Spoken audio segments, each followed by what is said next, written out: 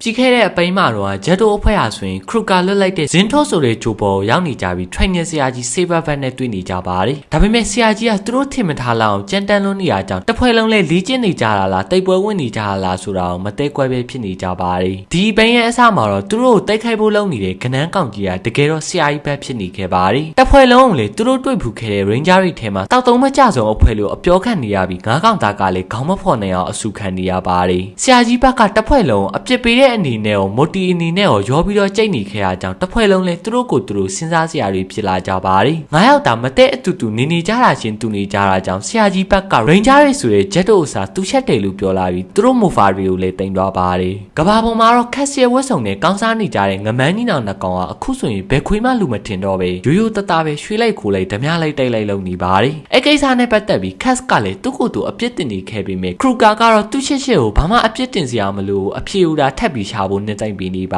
ါတယ်။ပီကီနဲ့လင်းနိုးကောင်တို့နှစ်ယောက်ကလည်းအခုဆိုရင်တကြိတ်ကြိတ်ဖြစ်နေကြပြီးငမန်းမသားနှကောင်စီကနေခက်ရဲ့နီးပညာကိုပြန်ခိုးဖို့လုပ်နေကြပါတယ်။သူတို့နှစ်ယောက်အဲ့လိုတိုင်ပင်နေကြတာကိုနောက်ရောက်ခံလိုက်ပြီးစုံစမ်းနေတဲ့ဆန်းကလည်းတည်သွားပါတယ်။အဲ့အချိန်ဂျက်တိုအဖွဲ့ကလည်းပြင်းပြင်းထန်ထန်လေ့ကျင့်နေရပြီးအဆူခံရလိုက်အငေါက်ခံရလိုက်နေပဲတဲတန်တိတ်ထိုးနေကြပါတယ်။အခုဆိုရင်ဂျက်တိုအဖွဲ့ကနီးပြဖက်ရဲ့လက်အောက်မှာပြပြဝတ်နေကြပြီး SPD ကနေတော့အထုံးမခံရအောင်တမဲဖြစ်နေကြပါတယ်။ကဘာပေါ်မှာတယောက်သေးကြံခဲ့တဲ့ဆန်းဟာဆိုရင်တော့ခက်ရဲ့နီးပညာကိုတွားခိုးဖို့လုပ်နေတဲ့ပီကီရိုနာကိုရှီယာခံလိုက်လာပြီးငမန်းမသားတွေနဲ့ထိုက်တိုက်ရင်ဆိုင်နေရပါတယ်။ဒါပေမဲ့ခက်ရဲ့နီးပညာတော်တော်လေးကောင်းနေခဲ့တာကြောင့်သူ့ရဲ့လိုက်တဲ့လက်တွေရတော့ထိုးမပေါက်နိုင်ဖြစ်နေပါတယ်။အဲ့လိုနဲ့တယောက်တည်း fighter ဝင်လုပ်နေတဲ့ဆန်းကလည်းလက်ရှိအချိန်ကြီးကသူမနိုင်နိုင်ဘူးဆိုတာကိုသိသွားပြီးပြန်ပြေးလာခဲ့ရပါတယ်။ဒါပေမဲ့ဆန်းကတော်တော်လေးအခဲမကြီးဖြစ်နေခဲ့ပေမဲ့ဘာမှမတတ်နိုင်တဲ့အခြေအနေကြောင့်တိုင်ပတ်နေကြတဲ့အချိန်လေးချင်ရင်ဆင်းနေတဲ့ဂျက်တိုအဖွဲ့ကလည်းတိုင်ပတ်နေကြပါတယ်။ငါးယောက်သားကလည်းတနေရာစီရောက်နေကြပြီးကဲပေါင်းဆိုတဲ့သူတို့အချင်းချင်းရဲ့အတန်တွေကိုလည်းကြားနေရပေမဲ့ချမတွေ့ပဲဖြစ်နေပါတယ်။တကယ်တော့အဲ့ဒါတွေအားလုံးကဘက်ရဲ့လက်ချက်ဖြစ်ပြီးတယောက်ကိုတယောက်လိုအပ်နေကြတယ်ဆိုတာကိုမြင်သာအောင်လို့အတန်သူတွေနဲ့အားလုံးတစီတလုံးနဲ့ဖြစ်အောင်ဖန်တီးပေးနေခဲ့တာဖြစ်ပ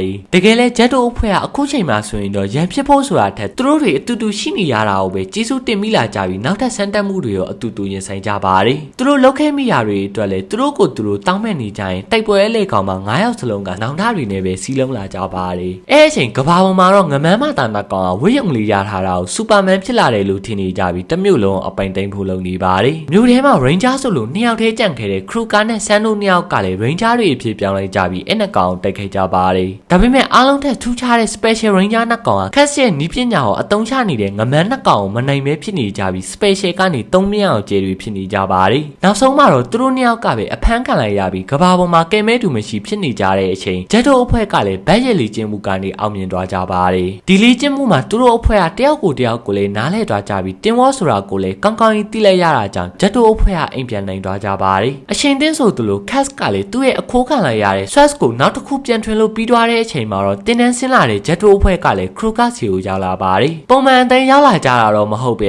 SPD Swatch Mode အတွင်းနဲ့အစစ်မြင့်နီးပညာဝတ်စုံတွေနဲ့ရောက်လာကြတာဖြစ်ပါတယ်။နောက်တော့သူတို့ကိုသူတို့မိတ်ဆက်လိုက်ကြပြီးကျမ်းမာတယ်ဆိုရင်ငမန်းနီနဲ့ crime bot ကောင်တွေကိုအရင်ဆုံးတိုက်ခိုက်ကြပါတယ်။ဒါပေမဲ့တစ်ဖွဲ့လုံးကသူတို့ဆင်းလာတဲ့တင်းတန်းတွေကြောင့်လား Swatch Mode ကြောင့်လားတော့မသိပေမဲ့ crime bot ကောင်တွေကိုအေးအေးလူလူကြောဖြတ်နိုင်သွားကြပြီး Kruger တို့ကိုလိုက်ချကြပါတယ်။အဲ့လိုနဲ့အဖွဲခွဲချကြရင် Bridgestone နှစ်ယောက်ကဖောက်ထွင်းရဲ့ microscope တွေနဲ့ကြည့်လိုက်တော့ Kruger တို့နှစ်ယောက်ရဲ့တီနေရာကိုတိလိုက်ကြပြီး Jess ကအရင်သွားခဲ့ပါတယ်။ Jack ကငမန်းပြကိုအရင်ဆုံးနိုင်အောင်တိုက်ခိုက်ပြီးဝစ်စုံကိုအေးအေးလူလူပြန်ချုပ်ခိုင်းနေတဲ့အချိန်ငမန်းနေရာပါထပ်ပြီးရောက်လာပြီး Jack ကိုတိုက်ခိုက်ဖို့လုပ်ပါတယ်။ဒါပေမဲ့တင်းဝေါဆိုတာကိုနားလဲသွားကြတဲ့တစ်ဖွဲ့လုံးကအဲ့လိုဟာကွက်လေးတောင်မချန်ထားကြပဲ Sky တို့နှစ်ယောက်ကရောက်လာပြီးငမန်းနေကိုဆုံးမပေးလိုက်ပါတယ်။အဲ့လိုနဲ့ငမန်းကြီးနောင်နှကောင်ကလည်းသူတို့တွေအချီနေမဟန်တော့တဲ့အချိန်မှာတော့ထွက်ပြေးဖို့လုပ်လိုက်တော့လေတိုက်ပေါ်ကနေခုံချလာတဲ့ Bridgestone နှစ်ယောက်ကပြေးလန့်အောင်ပိတ်ထားလိုက်ကြပါတယ်။နောက်ဆုံးမှာတော့ AACC နဲ့နားချလို့မရတဲ့ကောင်တွေကိုသူတို့ရဲ့ Swatch Mode ဂျူတူနဲ့ပဲအဆုံးသတ်ပေးလိုက်ကြပြီး Digital ကြီးထဲကိုအရောက်ပို့ပေးလိုက်ကြပါတယ်။ဒါပေမဲ့သူတို့အားလုံးအဲ့လိုအလုံများနေကြတဲ့အချိန်မှာပဲ Piki ကတော့နောက်ကနေရောက်လာပြီး Cass ရဲ့ Swatch Mode ကိုထပ်ပြီးတော့ခိုးရခဲ့ပါတယ်။ဒါကတော့ Power Ranger SPD အပိုင်း29ဖြစ်ပါ